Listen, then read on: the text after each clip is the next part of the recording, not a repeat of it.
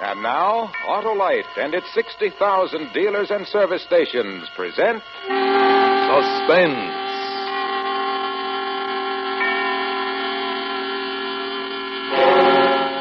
Tonight, Autolite brings you Fibber McGee and Molly in Backseat Driver, a suspense play produced and directed by Anton M. Leader.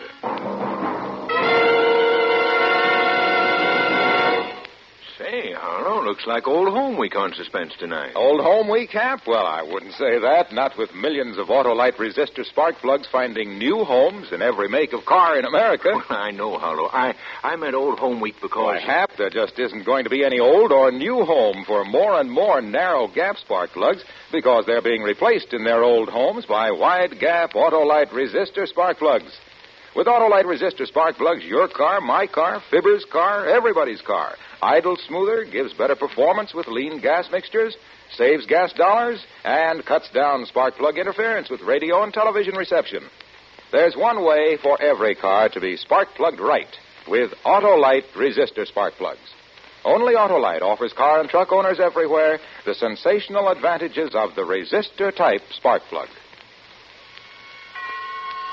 And now, Autolite presents Fibber McGee and Molly in a tale well calculated to keep you in suspense. It can't happen to you. You read about stuff like that in the papers. Girls murdered and mutilated, drunks left dying in the gutter for the handful of change they had in their pockets, lonesome old men tortured because some hoodlum gets the idea they're misers with a pot of gold hidden under the floorboards of the shack. Sure, you know it's real, but it can't happen to you. Oh, you get your fair share of trouble. I've been a professional man here in Los Angeles for 30 years. I've met up with bums and grifters and petty sharpers. They're around in any business. But the viciousness, the real deep-down dirt, that's for somebody else. You do your work and go home to your family. And for a real bang-up evening to break the monotony, you take your wife out to a movie. That's what I did that Saturday night. We'd driven all the way in from the San Fernando Valley to Beverly Hills for a picture Ellie especially wanted to see. Wasn't that a good movie, Joe? Uh-huh. Just the kind I like. Songs and dancing and girls in pretty clothes. I get so tired of cops and robbers. What's wrong with cops and robbers? Oh, you know what I mean. Murder movies. Honestly, all the policemen stupid and all the crooks sneering out of the corners of their mouths. Yeah, the stuff those Hollywood boys dream up. You'd think the streets were knee-deep in blood and you couldn't hear yourself think for machine guns. Yeah. Well, here we are, honey. You get in first. Okay. All right, Ellie? Well, now, just a second. All right, Joe. Don't forget the gas. I got plenty to take us out to the valley. I'll fill up at Bill's. Dee-da-da. Dee. You remember how that song goes, Joe? What song? In the picture. You know, Two on the Moon. The one the boy sang to the girl. Oh, that one. Let's see.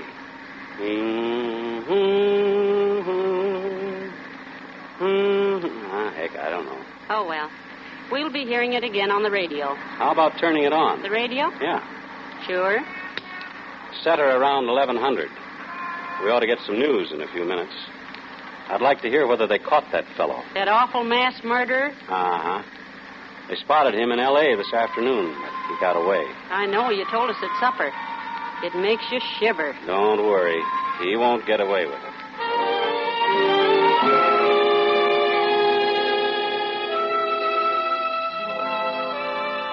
We left the lights of Beverly Hills behind and turned into Coldwater Canyon.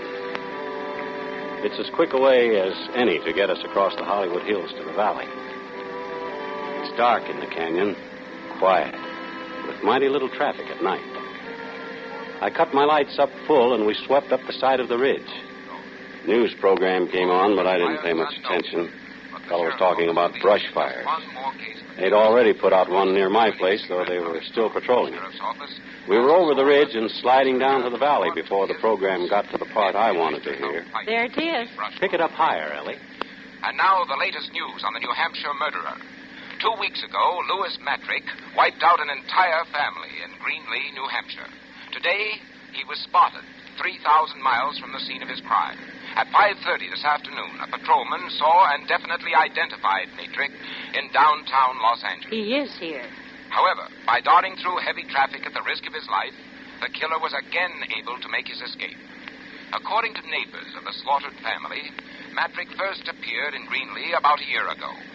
From fingerprints in the Nolan home, Louis Matrick has been identified as Lloyd Matthews, ex-convict. He is wanted for questioning in the robbery and murder of a New York storekeeper a year ago. Oh, my. A crime that netted the killer less than $20. Can you imagine? Matrick, or Matthews, is 32 years old, height 5 feet 9 inches, weight 155 pounds. He has blue eyes, light brown hair, nose slanted to the left. When seen this afternoon, he was wearing a blue suit and a gray pork pie hat. Awful. Not pretty, no. And he's somewhere around L.A. this minute. Joe, Hmm? you think it's right us leaving Annie and Bud all alone while No, Ellen. Annie's grown up, and Bud's a smart youngster, if I do say so myself. You can't wrap kids in cotton wool. I know. Oh, I'm silly, I guess. Neighbors close all around. All they'd have to do is yell. But what would make a young man do a dreadful thing like that? Could be a lot of things. Maybe he's got a screw loose. Maybe he went nuts over a girl. Maybe he gets a kick out of killing like You some know of... all the answers, don't you? Joe! Hey, what the... Keep going. Go on, keep going. I got a gun here, and I'll use it. Tell him, you. Ellie? Against the back of my neck. I can feel it. Cold. Well, are you going to move? Okay. Okay, brother. You're the boss. You said it. I'm boss, and remember it. Otherwise, I'll blow a hole through your wife's head. I've had experience in these things.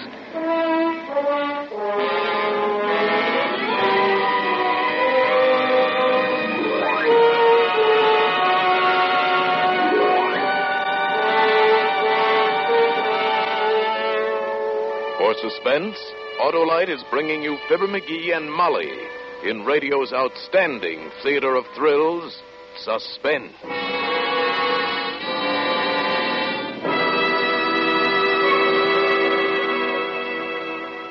Harlow, I've got to run. My wife, Mary, just called up and said someone stole our Autolite resistor spark plugs right out of the engine of our car. Gosh, Hap, I didn't know they were that precious. Skip along. So long. Oh, that Mary. What a girl. She's wonderful. I said to Hap the other day, she's got everything an Autolite resistor spark plug's got. Hap comes right back and says to me, has she got a 10,000 ohm resistor? Does she save me gas and money, Harlow? And then right away he says, tell me this. Does Mary improve radio and television reception? Well, by Cornelius, I couldn't stand it any longer. What's Mary got to do with that, I cried. Nothing, shouts the triumphant Hap. Right, I shout back, but by Cornelius, those sleek, slim, trim, smart, swift, starting Autolite resistor spark plugs have. Why, when it comes to plugs, even mine, there's no plug as good as a set of Autolite resistor spark plugs. And those wonderful wonders are made by the Autolite Company, the marvelous makers of spark plugs, batteries, complete ignition systems, and over 400 automotive, aviation, and marine parts. And now, Autolite brings back to our Hollywood soundstage Fibber McGee and Molly in Backseat Driver, a tale well calculated to keep you in suspense. I drove that car like we were skirting the rim of the Grand Canyon with nothing between us on the bottom but a mile of country air. This was it, the thing that happens to other people, to the ones that end up on slabs in the morgue. But not to me, not to Ellie. The first car we'd seen since we left traffic swooped down behind us. It passed, but not before the headlights caught our passenger clean in my rearview mirror. He was hunched forward, sitting on the edge of the back seat so he could keep the gun rammed into the nape of Ellie's neck. He had light brown hair, pale eyes, and a nose that slanted. His mouth twitched, jittery. As the car went by, his eyes caught mine in the mirror and flickered. Keep your eyes on the road. Sure. Lose your hat? Bright boy. Like I said, you know all the answers. No, I didn't lose it. I stuffed it down a drain. Still wearing the blue suit, though. I figured it changed pretty quick now. Think yours will fit me? You can have the suit. And the car. Ellen, Just let it... Ellen. Joe, it's Matrick. The missus is bright, too. He crawled in here while we were in the movie. Joe, you should have had the car door fixed. You know better. Honey, I meant to. I was going to tend to that tomorrow. Shut up. Let's see if you can both be bright enough to keep your trap shut. Turn left on Ventura. Take the slow lane. And don't try playing no tricks. I've been in this burg before. Okay by me. That's real white of you. Straight out to open country, Mac. Then I'll take the missus up on that offer of the suit and car. What happens to us? Why, you just walk home. What else? Play it safe, and you ain't got a thing to worry about. That was a laugh, that was. Nothing to worry about. That'd kill you. Once we got out into open country, we'd have a chance of walking away from the car. All a murderer can hope for is time. He doesn't leave witnesses around to get the law on his tail 1 second sooner than necessary. All I could do was stall and pray and make what feeble gestures I could at Lady Luck. The thing that came into my mind was so risky it brought my hair up on end. But there was a chance, provided that trigger finger didn't start jerking. In the bright lights of the boulevard, I didn't think he'd notice, but a traffic officer would. I turned into Ventura and took the far lane, obedient as a whipped pup. Must have made 2 or 3 miles before I heard what I was hoping for. What's that? Huh? Oh, the siren? Why, an ambulance, I guess. We hear a lot of them. That ain't no here. ambulance. It's a motorcycle cop. Joe, it's young Mike Kennedy. He patrols this stretch. What are you up to? What are you trying to pull? Nothing. The kid's a friend of Think ours. you can get me easy, huh? Well, I warned you. I ain't going alone. You asked for it. Listen, will you? The kid lives near us. Practically grew up under our feet. All he wants is to pass the time of day or maybe send a message to our Annie. Yeah? Yeah. You start popping now and we'll all be dead. Keep your shirt on and I'll get rid of him. Okay. But it better be good.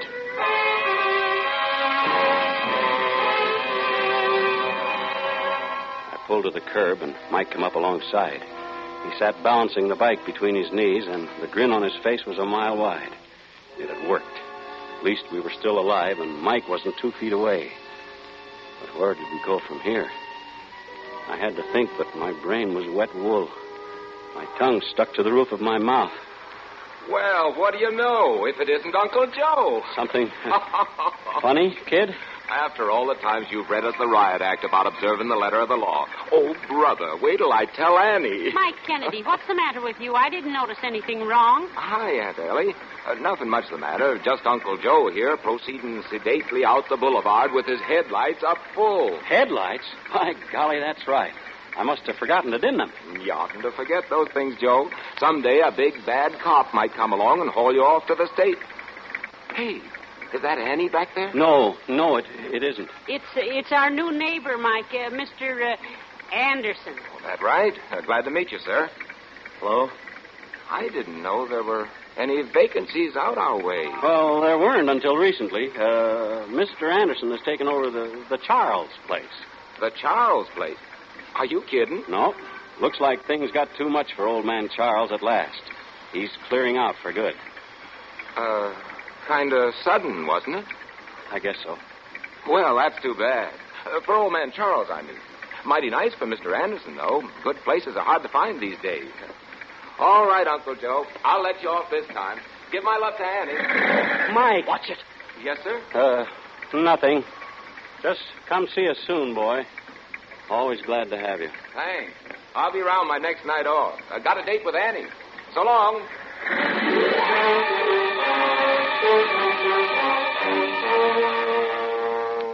That was that. Mike turned his bike and headed back down the boulevard. The chance had come and gone. But it felt to me like half my mind went off with the boy yelling at him.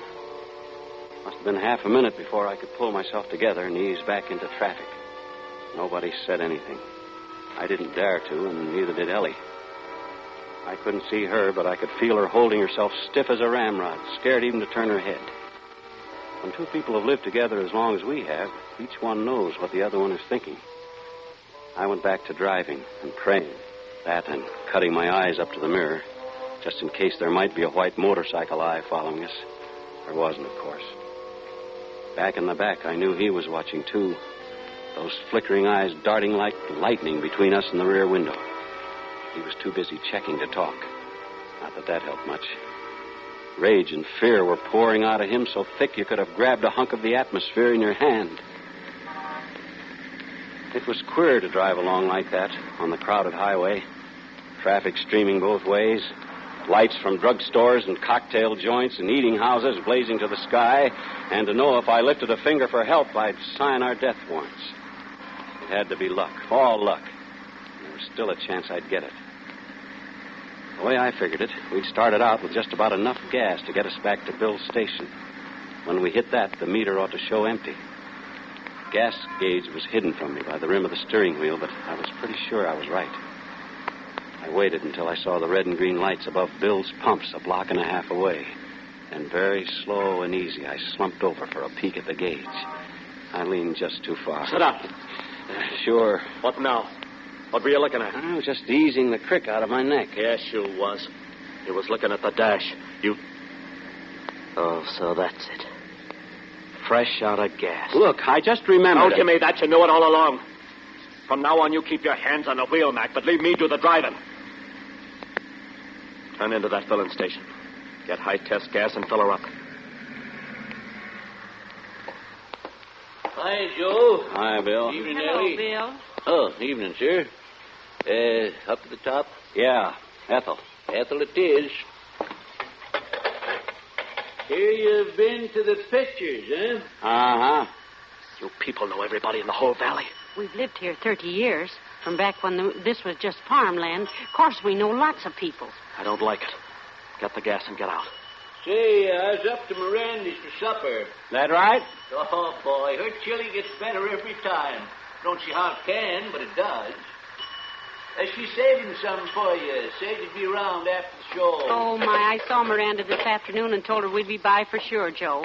That'll be $3.50 on the nose. $3 and $50. Mm. Thanks, Bill. Yep, same to you. What was all that about? Nothing much. Come on. I got to ask you everything twice. Miranda runs a drive-in up the road a ways. On show nights, we usually drop in for a carton of chili to take home. I just hope she won't call home when we don't show up and get Annie all worried. Wait a minute. Drive-in, you said? Yeah. And this Miranda could start checking on you? I didn't mean it like that. It's She just... could call your Annie, and between the two of them, they'd have the cops on the lookout for you before midnight. You're crazy. Like a fox. I ain't kept ahead of the buttons all this time by taking chances. We'll just pick up that chili, Mac. You want to go to Miranda's? Why not? Leave Annie get a beauty sleep. I can cover a lot of ground before tomorrow morning. I ain't eaten so good lately, I could use the food, too. And with you and the missus to front for me? What's to worry about? He was right about that. I went back to driving and praying. Miranda's place is one of those goldfish bowls, mostly glass with light pouring out across the space marked for outside service. She saw us pulling up, grabbed a quart carton off the back shelf, and hustled to the door. Here you are, Ellie. I was just saying to Betsy, better fix up that chili, Betsy. It's about time Ellie and Joe was showing up, figuring the distance from Beverly Hills. Thank you, Miranda. Who's that in the back seat? I don't seem to recollect your face, young man, though anybody will tell you I never forget a face. Well, this is Mr. Anderson, Miranda. He just came out here from the east. Oh, is that a fact? Say, Joe, you planning to go straight up Ventura home? Sure, why? Oh, don't you do it. Go the back way, even if it does take longer. Of course, the brush fire between here and your place is out, but there are still 50, 60 men patrolling it. What's that? Oh, but that ain't nothing to what's going on further out the valley. That new fire's clean out of control, licking up hundreds of acres.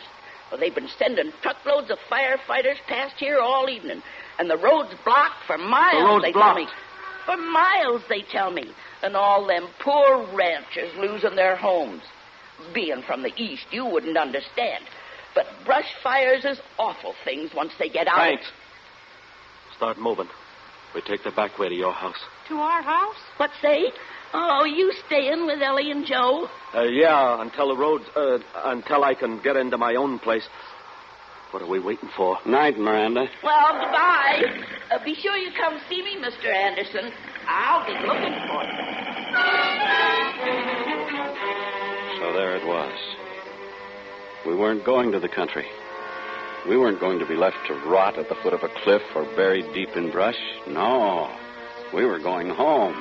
Home to the kids. Taking a murderer with us. I still couldn't see Ellie, but I could feel her tensing up. Tight as a pulled drawstring.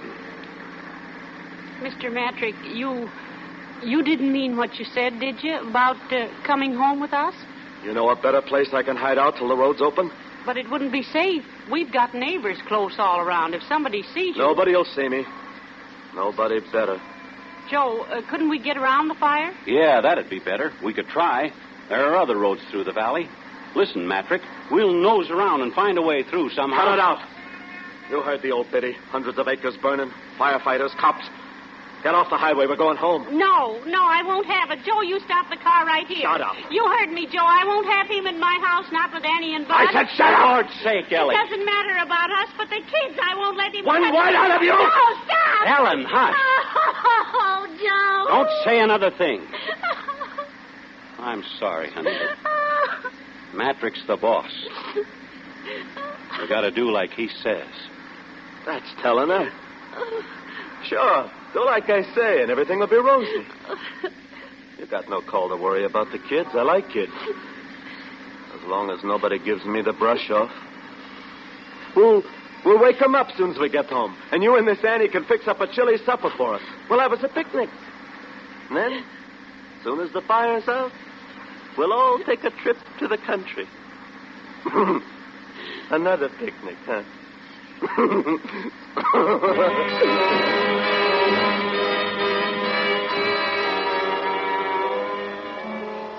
You keep going. As long as you're breathing, you keep going.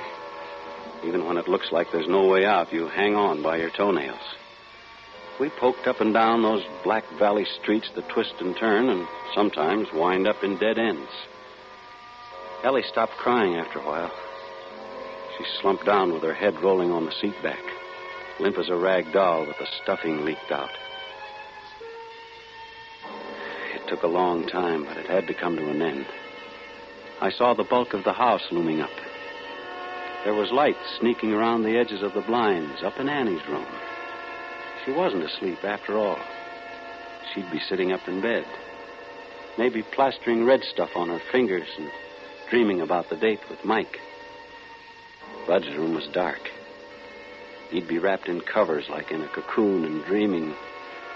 Whatever boys dream, I couldn't remember.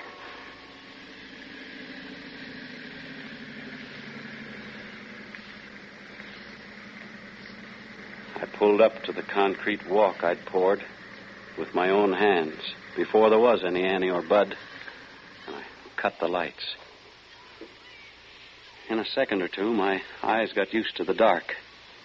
I could make out the high hedge Ellie planted around the place, and the roof rising up beyond it. Out, missus. Face the house.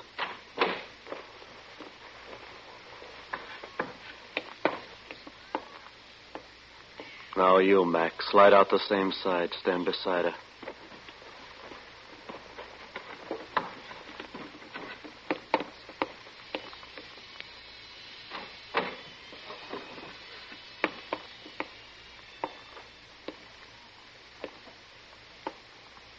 Walk to the door. Slow and no funny business. I'm right behind you.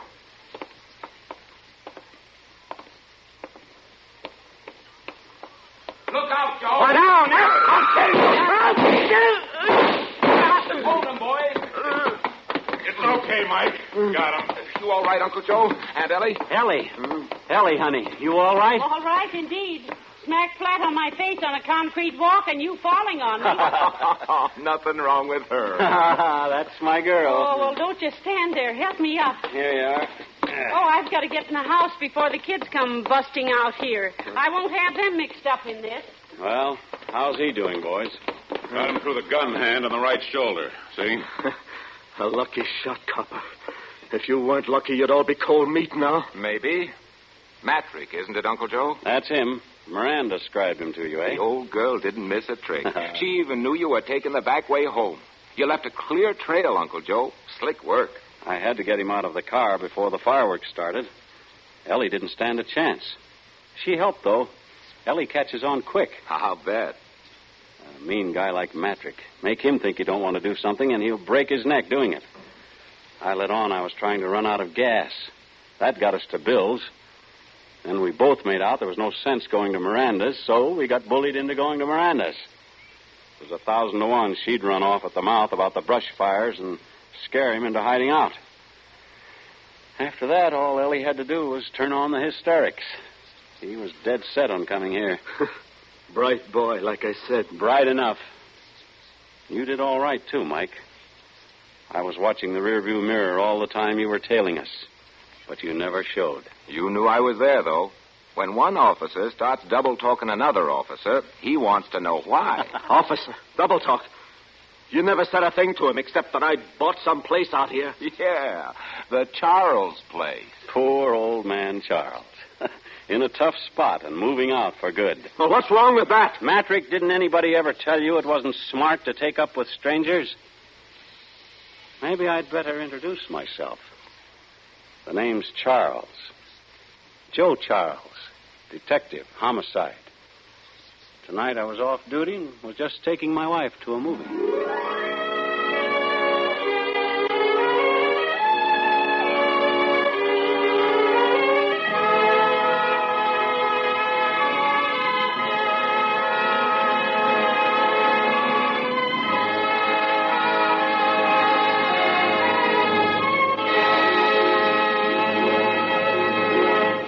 Thank you, Fibber McGee and Molly, for a splendid performance. Why, thank you. Yeah, thanks very much, Bud. We're not used to doing a show with a gun stuck in our backs. No. We're used to doing them with Jack Benny breathing down our necks. Or vice versa. But that guy over there, he looks familiar. Why, dearie, that's Mr. Wilcox. Old Waxy himself? The guy that sells Johnson's wax on our Tuesday show? Not Waxy on Thursdays, dearie. Sparky. Sparky, eh? Well, what do you know? Hey, Junior. Hello, Fibber. Hello, Molly. Hello, Mr. Wilcox. Say, you two were terrific tonight. Tell me, did you drive over from Wistful Vista? Uh-oh. Molly, I'm afraid to answer that. Because if you did, I hope your car had Autolite resistor spark plugs. See what I mean? And listen, pal, if I were you, I'd stop and see an Autolite serviceman on the way home. That old bulls of yours... Listen, Sparky, you don't have to tell me where to stop. I stopped on the way over. Why, those masterful miracles of manufacturing magnificence... Oh, now, McGee, that's Mr. Wilcox's story. Let him tell it. Well, what Fibber means is that Autolite parts are original factory parts. Autolite parts and service and your car go together like McGee and Molly, Hap and Harlow, Amos and Andy. So when you replace worn-out parts, visit your Autolite service station or the dealer who sells your make of car and ask for original factory parts and service. Leading cars use them all. Autolite makes them all. Be right. Get Autolite parts and service.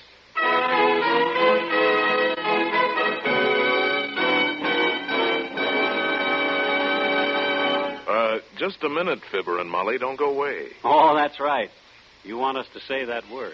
If you please. Oh, yes. Well, go ahead, McGee. No, you say it, Molly. Well, why don't we both say it then? Okay.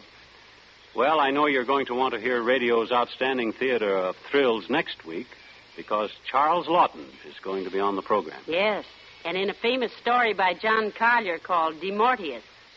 And it's another gripping study in... suspense. Tonight's suspense play was by Sally Thorson with music composed by Lucien Moraweck and conducted by Lud Gluskin. The entire production was under the direction of Anton M. Leader. In the coming weeks, Suspense will present such stars as James Mason, Jane Wyman, and many others. Make it a point to listen each Thursday to Suspense, radio's outstanding theater of thrills. And next Thursday, same time, hear Charles Lawton in De Mortuis.